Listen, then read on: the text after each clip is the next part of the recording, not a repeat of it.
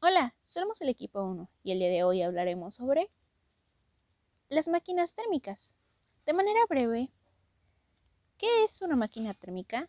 Es un dispositivo que tiene el objetivo de convertir el calor en trabajo.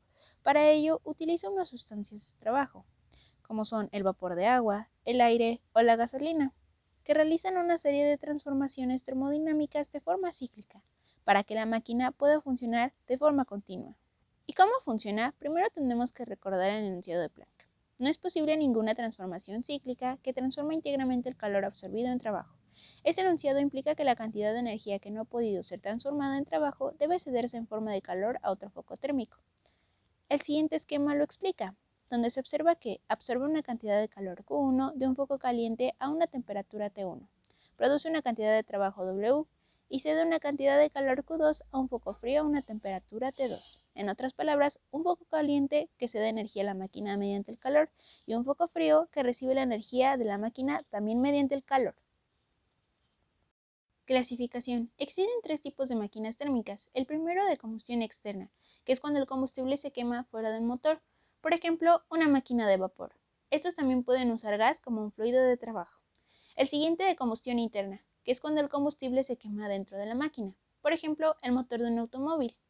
Y el último de reacción, que es un tipo de motor que descarga un chorro de fluido a gran velocidad para generar un empuje. Por ejemplo, el motor de un avión. Rendimiento. El objetivo de una máquina es aumentar la relación entre el trabajo producido y el calor absorbido. Se define el rendimiento como el cociente entre ambos. Si tenemos en cuenta la limitación impuesta por el enunciado de Planck, el trabajo es siempre menor que el calor absorbido, con lo que el rendimiento siempre será menor que 1, donde N es la eficiencia de máquina térmica, W el trabajo neto producido por la máquina en calorías y Q el calor suministrado a la máquina por el combustible en calorías. Actual y de forma habitual se expresa el rendimiento en porcentaje, multiplicando el valor anterior por 100. Para las máquinas más comunes, este rendimiento se encuentra alrededor del 20%. Usando como referencia la expresión anterior, también podemos calcularla como la siguiente fórmula, donde N es la eficiencia de máquina térmica y Q el calor suministrado a la máquina por combustible en calorías.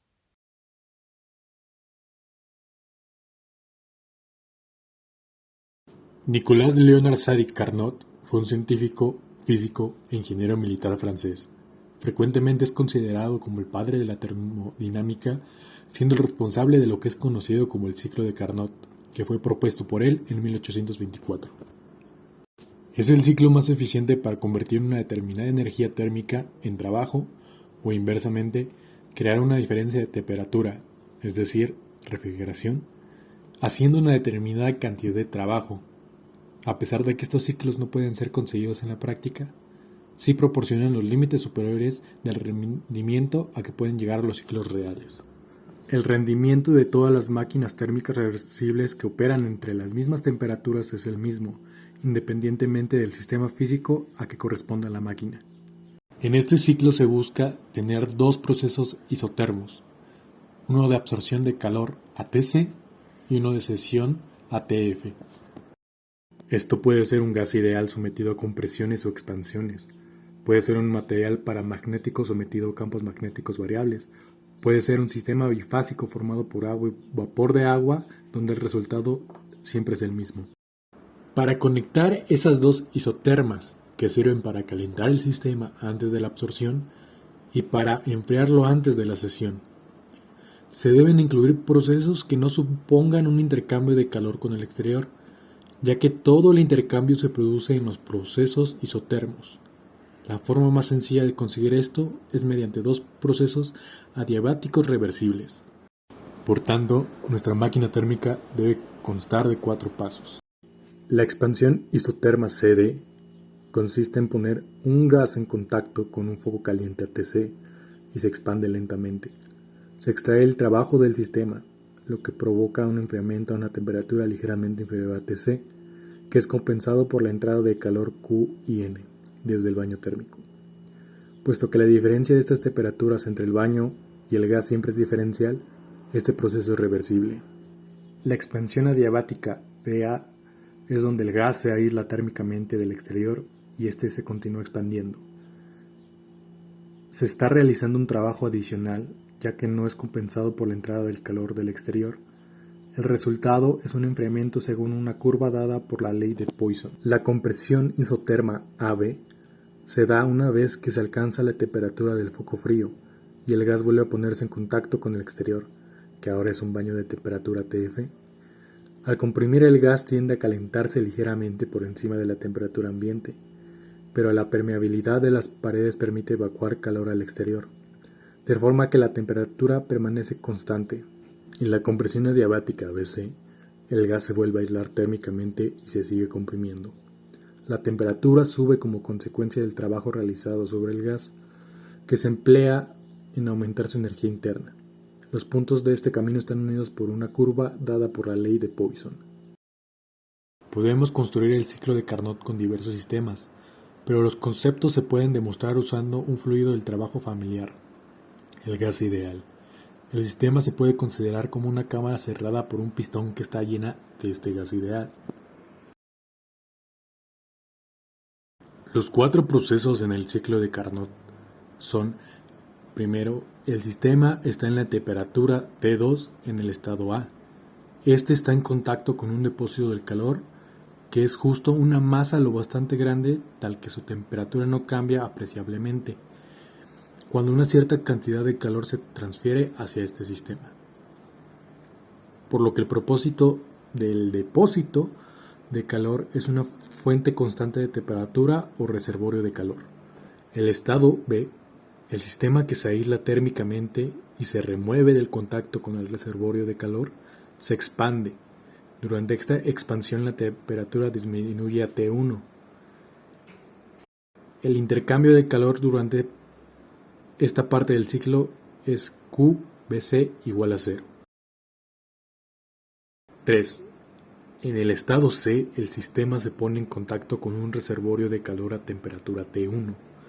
Entonces el gas se comprime hasta el estado D, expeliendo calos Q1 en el proceso. Finalmente, el sistema se comprime adiabáticamente de nuevo hasta el estado inicial A en el intercambio de calor. El funcionamiento de un determinado motor puede ser definido dependiendo del ciclo que utilice dicho motor. En la actualidad, la mayoría de los motores utilizan el ciclo de Otto, cuando funcionan con gasolina. El ciclo de Otto es el mecanismo por el cual puede funcionar adecuadamente la combustión interna. Esto porque la energía mecánica que nace a partir de la combustión es producida dentro de una cámara que ha sido destinada para este propósito para producir el movimiento del pistón. Las características del ciclo de Otto es que es un ciclo de tipo termodinámico.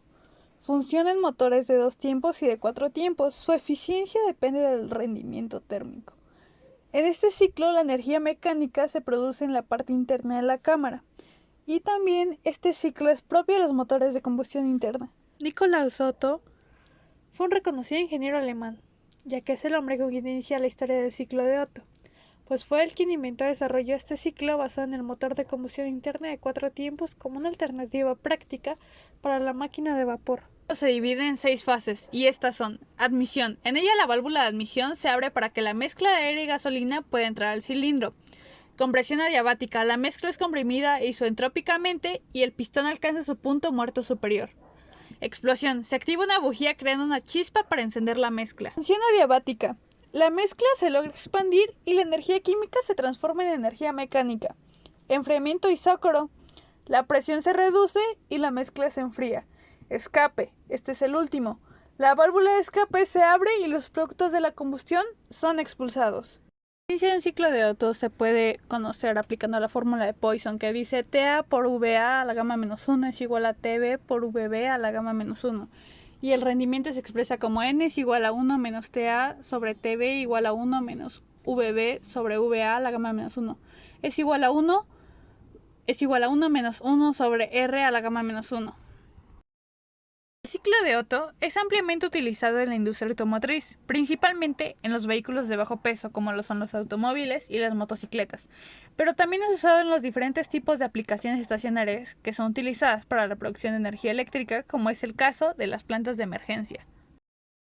El ciclo de Otto se diferencia del ciclo de Diésel ya que en el encendido es realizado por medio de una chispa, la cual es provocada por medio de la bujía, razón por la cual se conoce como ciclo de chispa. En cambio, en el ciclo de Diésel, el encendido se hace por medio de la compresión del combustible y por eso se conoce como encendido por compresión. El ciclo de Otto es de vital importancia para el campo del automovilismo, porque es el encargado de proporcionar la energía para la mayoría de los transportes. La gran mayoría de automóviles que circulan hoy en día necesitan del ciclo de Otto para poder convertir la gasolina en movimiento. Ciclo diésel. Un poco de historia. En la década de 1890, Rudolf Diesel patentó un motor de combustión interna eficiente, de combustión lenta y encendido por compresión. Más tarde, adoptó el ciclo de compresión constante, que finalmente se conocería como ciclo diésel. ¿Qué es? Es similar en operación al motor de gasolina, mas no igual, pues las diferencias más importantes son las siguientes. No hay combustible en el cilindro al inicio de la carrera de compresión. Utiliza únicamente el encendido por compresión, es decir, no utiliza bujías. El combustible se enciende espontáneamente a medida que se inyecta en los cilindros. La primera parte de la carrera de potencia se produce aproximadamente a presión constante. El ciclo se somete a una serie de 4 procesos. 1. Compresión isentrópica, o carrera de compresión. El aire se comprime adiabáticamente, desde el estado 1 al estado 2.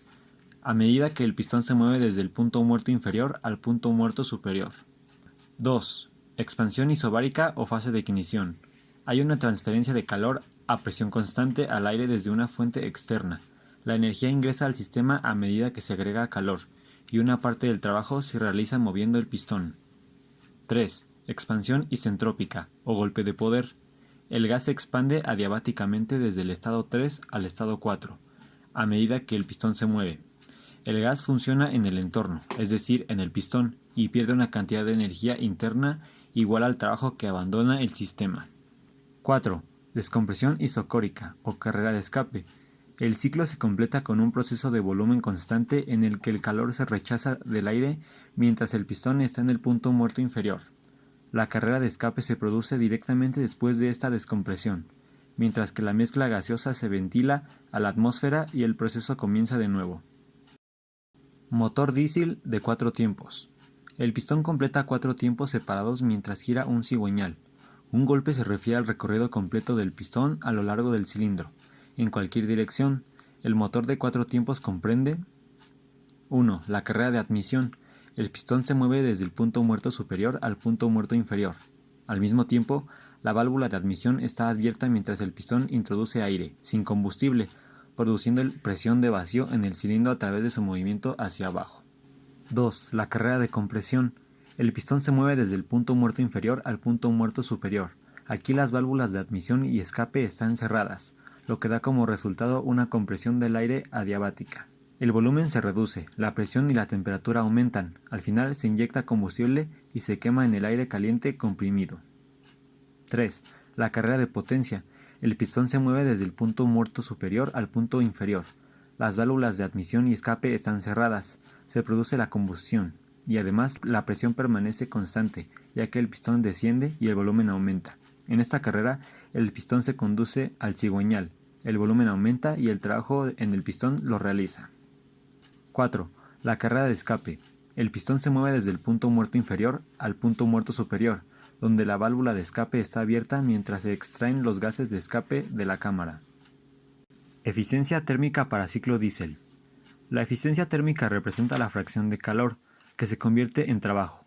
Dado que la energía se conserva de acuerdo con la primera ley de la termodinámica, y la energía no se puede convertir en trabajo por completo, la entrada de calor debe ser igual al trabajo realizado, más el calor que debe disiparse como calor residual en el ambiente.